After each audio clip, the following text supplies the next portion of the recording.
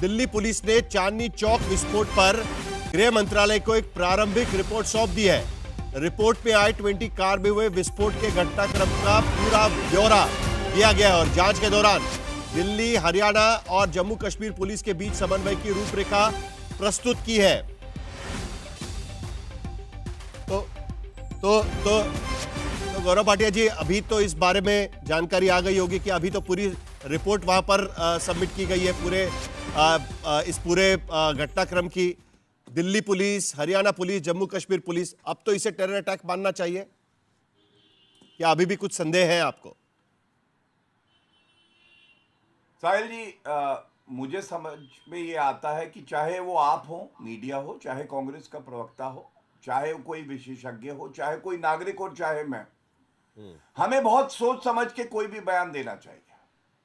किसी भी बात की पुष्टि करना, मैं समझता हूं, या किसी भी बात के लिए नकार देना उचित नहीं है, पहली बात। दूसरा, कोई भी डिटेल्स यहां सार्वजनिक करना एक चर्चा में, तो मैं समझता हूं बहुत ही गलत होगा। और इसीलिए मुझे एक बात पे यकीन है, हमारे देश के प्रधानमंत्री श्री नरेंद्र मोदी जी, हमारे देश के गृह मंत्री अमित शाह जी, जितना दर्द हमें है उससे ज्यादा दर्द उन्हें भी है।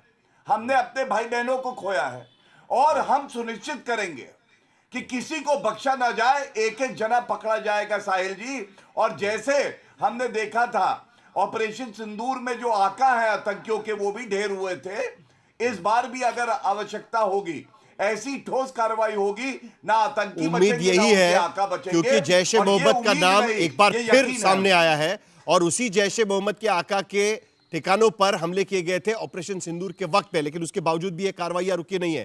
प्रणय, जो खबर अभी हम चला रहे थे कि समन्वय की रूपरेखा जो है वो हमने देखा कि अभी अभी उसका विवरण दिया गया है, उसकी जानकारी पूरी तरीके से दी गई है। लेकिन इस पूरे मामले को अगर हम देखें, गृह मंत्रालय के पास यह रिपोर्ट तो गई है, प्रारंभिक रिपोर्ट गई हुई है, लेकिन आज की स्थिति में हम इस रिपोर्ट को किस तरीके से देखेंगे और आगे सरकार की कार्रवाई किस तरीके से हो सकती है? जांच तो अभी होगी, एनआईए इस बारे में जांच भी कर रही है। देखिए, समन्वय की रूपरेखा साहिल दी गई है, इसका मतलब ही यही है कि समन्वय में बहुत सारे लेक्यूनास, बहुत सारे जो लूपहोल्स हैं वो पाए गए हैं और उसके निशान ऐसे मिलते हैं। मैं आपको व्यक्तिगत अनुभव बताता हूं, पिछले शनिवार और रविवार ऐसा हुआ कि इंसिडेंटली मुझे उस इलाके में जाने का मौका मिला और मैं वहां था और कई घंटे वहां पर रहना पड़ा। उस पार्किंग के अंदर जहां पे ये गाड़ी खड़ी थी मोहम्मद उमर की, उस पार्किंग के अंदर कोई उस तरीके की सिक्योरिटी अवेलेबल नहीं थी। ज़बरदस्त उस इलाके के अंदर भीड़ होती है। चांदनी चौक का ये इलाका खासतौर पर शादी ब्याह के इस मौसम के अंदर वहाँ पर ज़बरदस्त भीड़ पहले से मौजूद थी और सोमवार के दिन भी बहुत ज़बरदस्त भीड़ थी वहाँ पर।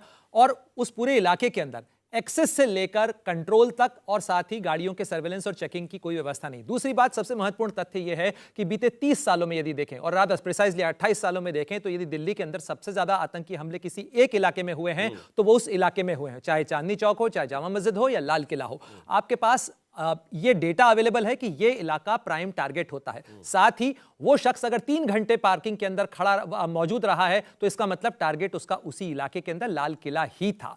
अब जो सवाल उठता है कि लेक्यूना कहां रहा, ये सब तमाम जो एक्सपर्ट्स पैनल पे हैं वो जानते हैं कि इस मामले के अंदर जिस तरीके से ये खबर आनी चाहिए, जो इंटरनल मैकेनिज्म होता है, प्रिसाइजली कहूं तो मैक का मैकेनिज्म होता है, multi agency centre coordination centre, इसीलिए बनाया गया था 26/11 के बाद में कि तमाम एजेंसीज के बीच में कोऑर्डिनेशन हो सके। उसमें ये इनपुट शेयर हुआ या नहीं हुआ, हमें तथ्यों की जानकारी नहीं है, लेकिन ये पास ऑन होना चाहिए था ताकि जॉइंट ऑपरेशन तो हो रहा था। प्रणय, जिस तरीके से हमने देखा कि जम्मू कश्मीर में एक सुराग मिलता है, उसके बाद पुलिस यहां पर आती है, हरियाणा में छापेमारी होती है, लखनऊ चले जाते हैं, सहारनपुर से गिरफ्तारी होती है, कहीं ना कहीं तो जॉइंट ऑपरेशन हो रहा था। बिल्कुल जॉइंट ऑपरेशन हो रहा था। यूपी एटीएस कार्रवाई कर रही थी, गुजरात एटीएस की तरफ से कार्रवाई हुई, लेकिन क्या दिल्ली पुलिस ऑफिशियली इस चीज को लेकर रूप में थी कि एक शख्स जो है जिसके पास एक्सप्लोजिव हो सकता है, फरीदाबाद में इतनी बड़ी गिरफ्तारियां हुई हैं, एक्सप्लोजिव रिकवर हुआ है, उसके बाद वो एट लार्ज है, वो गायब है, उसकी धरपकड़ की कोशिश चल रही है, उसकी तलाश चल रही है, वो कहां हो सकता है? तो क्या उसके मुताबिक यहां पर सुरक्षा के इंतजाम मुकम्मल नहीं किए जाने चाहिए, खासतौर पर वो इलाके जो जहां पहले भी हमले हो चुके हैं?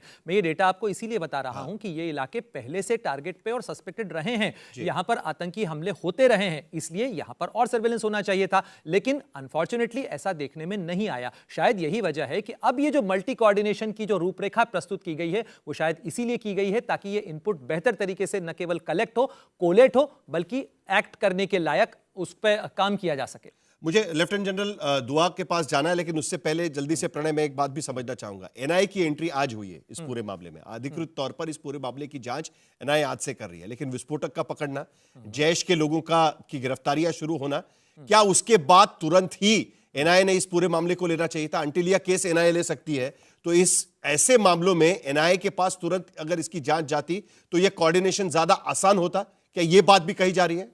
देखिए, एनआईए इस मामले की जांच कर रही है, भले इसीलिए इससे साबित हो जाता है कि ये एक आतंकी एंगल है इसके अंदर, और आतंक के एंगल से ही इस मामले की जांच हो रही है। जो केसेस लगाए गए हैं वो भी यूएपीए के तहत लगाए गए हैं, इसलिए इससे कोई इनकार नहीं कर सकता।